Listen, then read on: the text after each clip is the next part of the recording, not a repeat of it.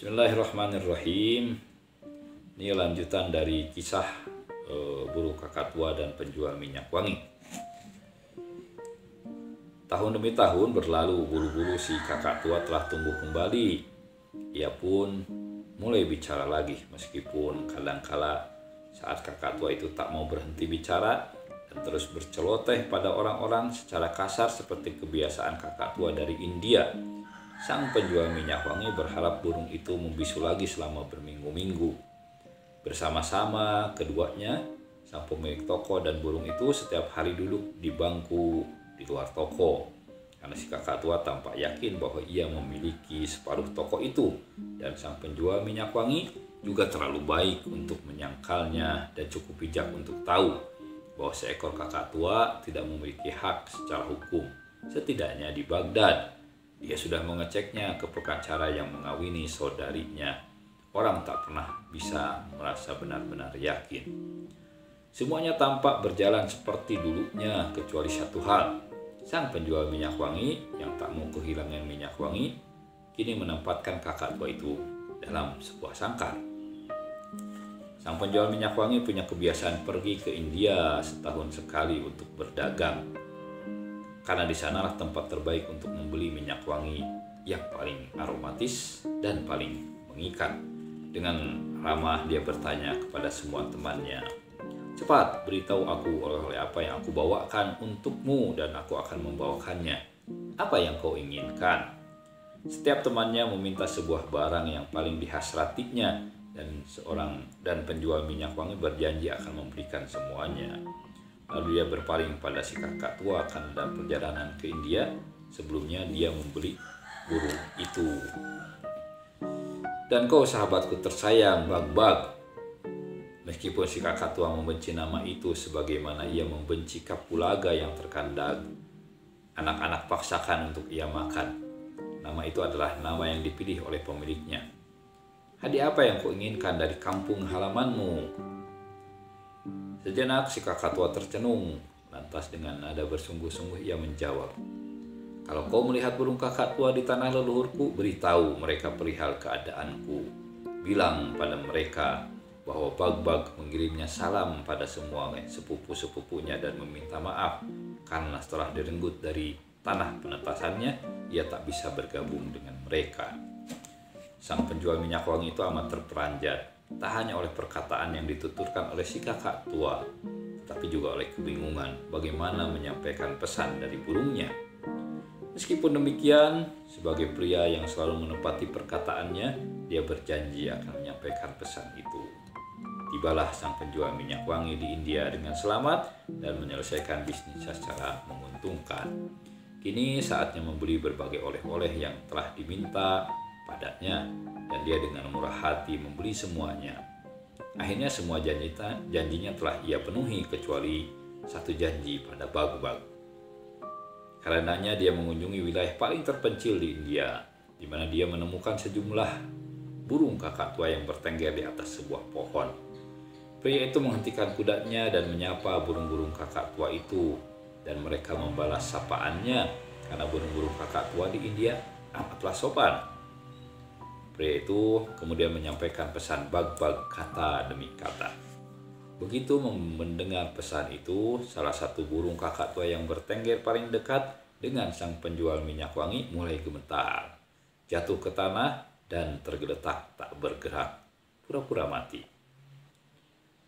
Sang penjual minyak wangi kemudian menjadi pucat, ketakutan. Apa yang telah dia katakan sehingga melesakkan penderitaan dan kesedihan mendalam pada burung yang sedemikian lembut itu. "Apa yang membuatku melakukan ini? Kenapa aku sampaikan pesan itu? Ucapanku telah membunuh burung yang baik ini." Tapi tak ada lagi yang bisa diucapkan, sehingga sang penjual minyak wangi beranjak pergi dengan berpamitan sungguh-sungguh, dan segera saja dia memulai perjalanannya kembali ke Baghdad yang dilaluinya dengan selamat. Dia merasa bahagia bisa kembali pulang karena urusannya berlangsung dengan lancar, dan dia rindu pada keluarganya dan teman-temannya. Dia juga kangen pada Bag-Bag. Tokonya adalah pertama tempat yang dia tuju. Dia hampir tak bisa menahan senyumnya saat melihat temannya itu berada di dalam sangkar, mondar-mandir dengan semangat menanti pulangnya majikannya. Beberapa jam kemudian setelah penjual minyak wangi itu beristirahat, Bagbag bertanya kepadanya, "Beritahu aku semua yang kau sampaikan dan semua yang kau saksikan." "Tidak," timpal pedagang itu, "aku menyesal menyampaikan pesanmu kepada kawan-kawanmu. Pesan ini hanya melahirkan kepedihan. Mengapa aku dengan bodohnya menyampaikan pesan kasar itu?"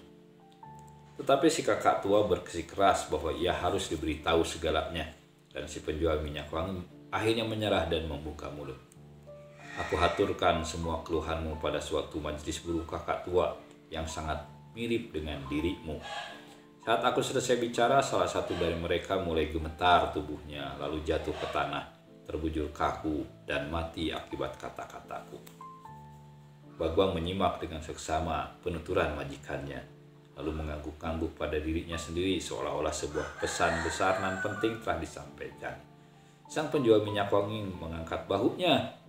Dia tidak pernah bisa memahami burung-burung kakak tua yang berbulu hijau dan suka manisan itu. Mereka semua tampak murung, namun segera saja perhatiannya teralih ke urusan niaga, dan di sisa hari itu pun dia sibuk mengelola tokonya. Tak sampai sekitar 1 jam sebelum sore, saat hawa panas hari itu akhirnya sirna dan embusan angin sepoi-sepoi mulai menyejukkan kota, sang penjual minyak wangi melangkahkan kakinya untuk beristirahat di bangku di luar tokonya. Tetapi sampai di bangku itu dia menjerit begitu menyadari apa yang dilihatnya. Bagbag, kakak tuanya, terbujur kaku di sangkarnya. Dia mati. "Bagbag, apa yang terjadi padamu?" jeritnya. Namun tak ada tanggapan.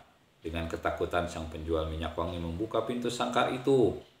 Segera setelah dia membukanya, secepat kilat Bagbag terbang melesat keluar dari sarangnya, sehingga mengejutkan sang tuan.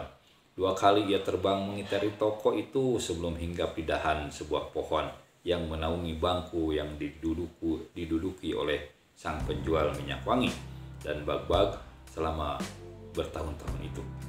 "Saatnya aku kembali ke tempat asalku," kata Bagbag kepada tuannya. "Selama bertahun-tahun aku terkurung dalam sangkar cantik itu. Kau sudah memperlakukan aku dengan baik, dan manisan yang kau hidangkan untukku banyak dan lezat, namun kami tak terbiasa hidup dalam sangkar." "Tapi aku tak mengerti," sang penjual minyak wangi yang kebingungan itu bertanya-tanya, "mengapa engkau pura-pura mati?"